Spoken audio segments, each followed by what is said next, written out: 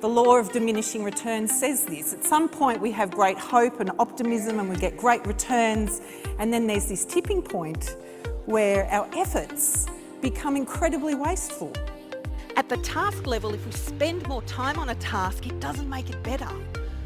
Often we put in extra effort, work, thinking we're trying to make something better, and some of the recent data is showing that's not the case. What I've learned from software developers and techo folks is that they are able to get great work done, lots of it done, and they get it out there rapidly.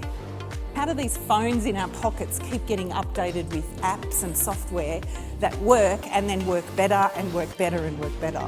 I was up in Darwin on one of those croc spotting tours. So we're out there with our binoculars looking for crocs. You know, is that a croc? Tour guide says, no, it's a rock. And the reason they're so hard to spot is they use this thing called minimum exposure posture. Effort does not equal reward. We know this from the Pareto effect, right? Put in a little bit of effort, get an enormous return. Pursue progress. Work in increments, not the whole thing.